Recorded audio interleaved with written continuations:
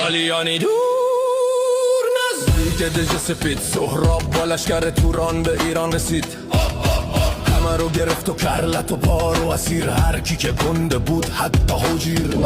آفرید مثل فشنگ که شنید رفتش به جنگ، جنگیدن و جنگیدن از مردن نترسیدن، ولی از بخت بد مثل حجیر گرد آفرید هم شد اسیر. کلا خود گرد آفرید و سهراب برداشت و فکر کرد میبینه خواب. موهای بلند گرد آفرید از زیر کلا خود اومد پدید.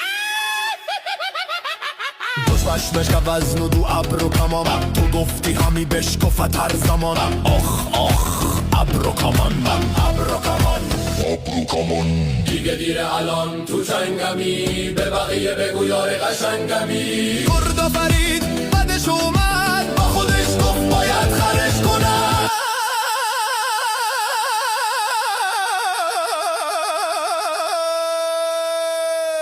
کنون لشکر و دژ به فرمان توست، نباید گه آشتی جنگ جست. ز گفتار او مبتلا شد دلش، برافروخت و کنج بلا شد دلش. به همین سادگی فریب خورد گرد آفرید دل سهراب و برد. رفتن به سمت دژ سپید، بدو بدو در دژو وا کن.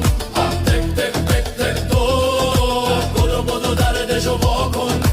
تک تک تک تک گرد آفرید رفت توی دژتون، بستن در و روی سهراب گرد آفرید رفت بالای دژ. سهراب خیلی برخور بهش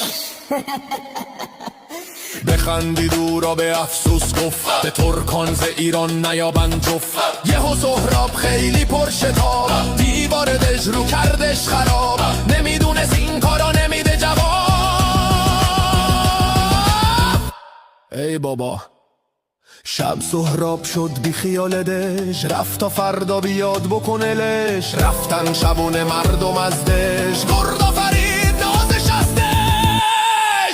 سهراب گول خوردی، گول خیلی ناجور خوردی.